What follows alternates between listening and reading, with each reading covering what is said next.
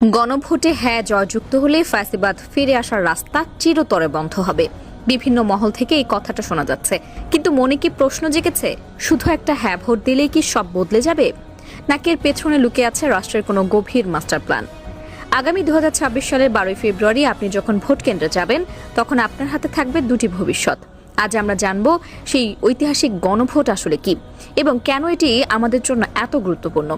এই গণভোট মূলত জুলাই সনদ বাস্তবায়নের জন্য। জুলাই সনদ হলো ভবিষ্যৎ রাষ্ট্র সংস্কারের অঙ্গীকারনামা। মানে যারা ক্ষমতার চেয়ারে বসবে তারা জুলাই সনদ মেনে বেশ কিছু কাজ করতে বাধ্য থাকবে। তেমন কিছু কাজ হলো, যত মেয়াদি হোক কেউ সর্বোচ্চ 10 বছরের বেশি প্রধানমন্ত্রী থাকতে পারবেন না। ইতিহাসে বেশিরভাগ স্বৈরাচারী বারবার ক্ষমতায় থেকে শক্তিশালী হয়ে উঠেছে। কেউ বছরের পর বছর ক্ষমতায় থাকলে সহজেই পুলিশ প্রশাসন ও মিলিটারিতে প্রভাব বিস্তার করতে পারে।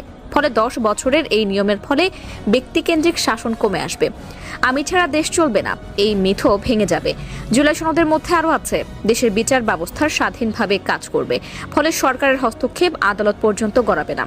মৌলিক অধিকারের সংখ্যা বাড়বে, যেমন ক্ষমতাসীন দল ইন্টারনেট সেবা কখনো বন্ধ করতে পারবে না। বর্তমানে দণ্ডপ্রাপ্ত অপরাধীকে রাষ্ট্রপতি ইচ্ছে মতো ক্ষমা করতে পারে।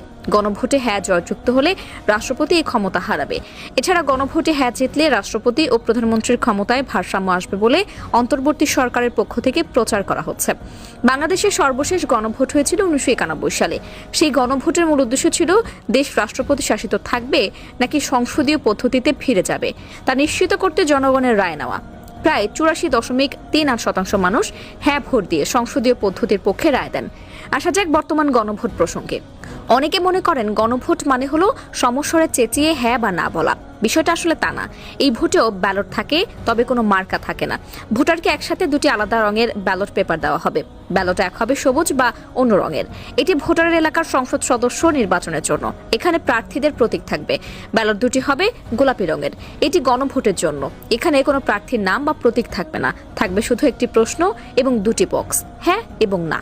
ভোট কেন্দ্রে দুটি আলাদা স্বচ্ছ ব্যালট বক্স থাকবে। সংসদ নির্বাচনের ব্যালট যাবে একটি বক্সে আর গণভোটের ব্যালট যাবে অন্য একটি বক্সে।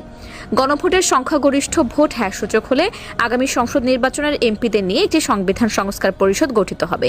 এই পরিষদ যখন প্রথম বৈঠকে বসবে, সেদিন থেকে পরবর্তী 180 কার্যদিবসের মধ্যে তাদের সংবিধান সংস্কারের কাজ শেষ করতে হবে। অর্থাৎ তারা অনির্দিষ্টকাল সময় পাবেন না। বাংলাদেশ বর্তমানে এক কক্ষ বিশিষ্ট সংসদ, যেখানে শুধু 300টি আসন, কিন্তু সংস্কারের পর সংসদ হবে দ্বিকক্ষ বিশিষ্ট। আমেরিকা বা ভারতের মতো সংবিধান সংস্কার শেষ হওয়ার 30 দিনের মধ্যে এটি গঠন করা হবে। মজার ব্যাপার হলো উচ্চকক্ষের সদস্যরা সরাসরি ভোটে নয়, বরং সংসদ নির্বাচনে দলগুলো যে শতাংশ ভোট পাবে সেই অনুপাতে গঠিত হবে। এই উচ্চকক্ষের মেয়াদ কত